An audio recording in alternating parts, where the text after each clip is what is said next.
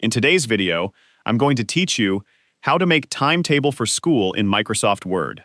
If you need to create a school timetable, Microsoft Word gives you a simple way to organize your class schedule into a clean and easy-to-read layout. Whether you're making a timetable for a class, a student schedule, or a weekly school planner, you can create everything directly in Word and customize it to match your needs. First, open Microsoft Word and start with a blank document. Once your document is open, go to the Layout tab at the top of the screen. Click Orientation, and then select Landscape. This gives you more horizontal space, which is especially useful when your timetable needs several columns for different days and class periods. Next, let's add a title. Click near the top of the page and type a suitable title, such as Class 7A Timetable or School Weekly Schedule. Once you've entered the title, highlight it and go to the Home tab. Use the Center Alignment option to place the title in the middle of the page. You can also make it bold and increase the font size so it stands out clearly. Now it's time to create the main table. Go to the Insert tab, click Table, and choose the number of rows and columns needed for your schedule. Before inserting the table, think about how you want it organized.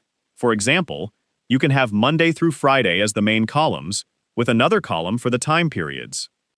After inserting the table, start filling in the information. In the first row, enter the days of the week, such as Monday, Tuesday, Wednesday, Thursday, and Friday. Then, in the first column, enter the different time slots or periods, such as Period 1, Period 2, Break, and Lunch. After that, enter the appropriate subjects into the matching cells. You can add subjects such as Math, English, History, or Art, depending on the schedule you're creating. As you enter the information, make sure everything remains easy to read. If the text feels cramped, adjust the font size or resize the cells by dragging the table borders. You can also center the text inside the cells to create a more balanced appearance.